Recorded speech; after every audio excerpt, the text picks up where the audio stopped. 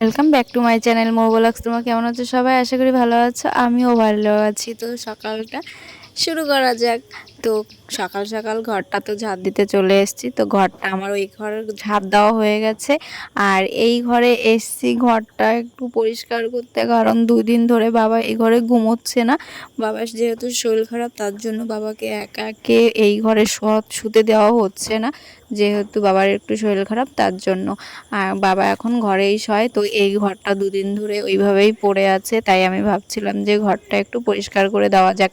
তাই একটু ঘরটা পরিষ্কার করে ঝাড় দিতে চলে এসেছি, কারণ একটু ধুলোবালিও পড়েছিল। যে একটু ঘরে যদি না আসা যায় তাহলে কি বলতো, একটু ঘরে ধুলোবালিও পড়ে, আর প্রত্যেক দিনের কাজ প্রত্যেক দিন করলে সে জিনিসটা পরিষ্কারও থাকে।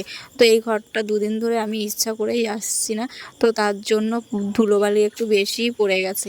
তো এইখানে দেখো আমি খাটের নিচে ঢুকতেই পারছি না, আমি এত রোগা মানুষ, তাই আমি এই খাটের নিচে ঢুকতে পারছি না। তাহলে বোঝো, একটা মোটা মানুষ যদি এই ঘরটা পরিষ্কার করতে আসে তার অবস্থায় কী হবে। আমি অনেক দিন ধরে বলছি খাটের নিচে দুটো ইট দিতে, তাই ইট তো দিচ্ছেই না কেউ। তো যাই হোক, বাদ দাও। আর যদি কেউ না শোনে তাকে জোর করে ইট সে কাজ করা যায় না।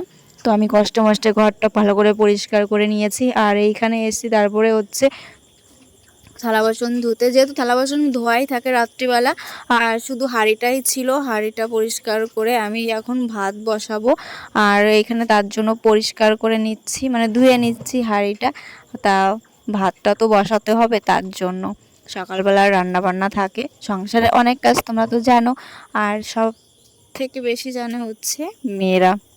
দেখো কত থালা বাসন, আমি কিভাবে গুছাবো এত থালা বাসন। তো চলো, আমার পরিষ্কার করা হয়ে গেছে এখানে থালা বাসন, আর আমি সব কিছু গুছিয়ে রেখেছি। তো এখানে থালা বাসন সব আমি নিজে সাজিয়ে সাজিয়ে রেখেছি। আর এইখানে দেখো আমি বেগুন তুলে এসেছি, তোমরা তো জানো আমাদের গাছে কত বেগুন হয়। গাইস, চলে এসেছি ছাদে জামা কাপড় নিয়ে। তো জামা কাপড়গুলো সব মেলা হয়ে গেছে, এই দেখো সব মেলে দিয়েছি, আর মার বিছনা চাদরটা ধুয়েছি।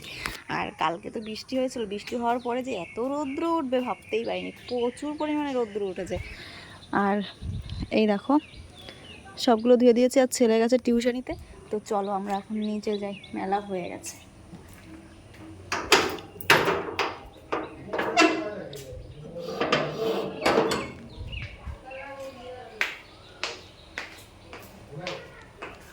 সকালে করা হয়েছে বেগুন সিদ্ধ, আলু সিদ্ধ।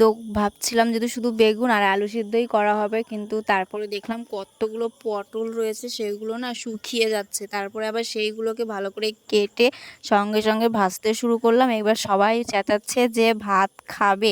তো আমার এইখানে এখনও কিন্তু পটল ভাজা হয়নি, আর একদিক দিয়ে আমি আলু মাখছি, একদিক দিয়ে বেগুন মাখছি, আর একদিক দিয়ে পটল ভাজছি। ভেবেছিলাম যে শুকনো লঙ্কা দিয়ে এইগুলো মাখবো ভালো করে, কিন্তু তাড়াহুড়োর জেলায় আমাকে কাঁচা লঙ্কা দিয়েই মাখতে হলো। শুকনো লঙ্কা দিয়ে সিদ্ধ মাখলে যা টেস্ট লাগে, যারা খাও শুধু তারাই জানে। ছেলেকে চিনতেই পারবে না, চুলগুলো একটু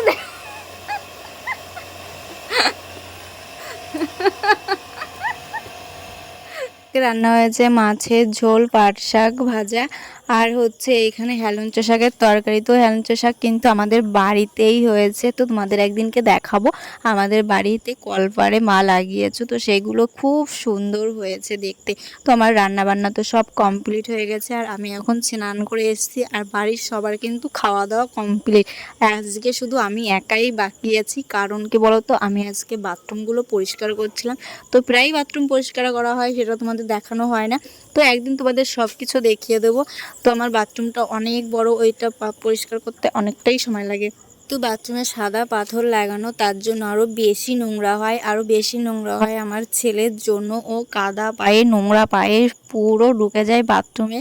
বাথরুমে গিয়ে হাত পা ধোবে, আর ওকে যদি বলা হয় যে কলপাড়ে বসে ধোও, সেটা ও ধুবে না। ওর কল চাপতে ভীষণ কষ্ট। আসলে কি বলতো, আমাদের কলটাও চাপতে ভীষণ কষ্ট হয়, কিন্তু বাইরেও তো আর একটা কল আছে, সেটা দিয়েও ধুতে পারে, কিন্তু সে ধোবে না, ও সেই বাথরুমেই যাবে। তার জন্য বাথরুমটা আমার প্রায়ই পরিষ্কার করা লাগে, একদিন বাদে একদিন আমার পরিষ্কার করাই লাগবে। তো তারপরে এখানে আমি স্নান টেনান করে টরে দেখো আমি মাথা আসতে যাচ্ছি, যেহেতু আজকে আমি একটু মাথায় শ্যাম্পু করেছিলাম, চুলটা ভীষণই নোংরা হয়েছিল। আমার না মাথায় শ্যাম্পু করতে আমার ভীষণ কষ্ট, তার জন্য আমার অনেক দিন পরে পরে আমার শ্যাম্পু করতে হয়। তাই আজকে আমি একটু শ্যাম্পু করেছিলাম, আর এইখানে আমি মাথা আঁচড়িয়ে নিচ্ছি। এখন আমি পরবো হচ্ছে সিঁদুর। তো আমি সিঁদুর পরার সময় দেখো আমি কোথায় কোথায় সিঁদুর লাগাই, তোমরা দেখলে অবাক হয়ে যাবে। অনেক মেয়েরাই লাগায়, অনেক ঘরের বউরাই লাগায় কপালে, কপালে, তারপরে হচ্ছে সিঁথিতে, গলায়, হাতে, আর হচ্ছে বস্ত্রে। তো আমি এই মন্ত্রটা জানি, তো আমি শিখেছি। অনেকে কিন্তু এইটা দিয়েও অনেক ভিডিও বানিয়েছে, কিন্তু আমি জানতাম না যে এই মন্ত্রটা কি। তো আমি এখন শিখে গেছি।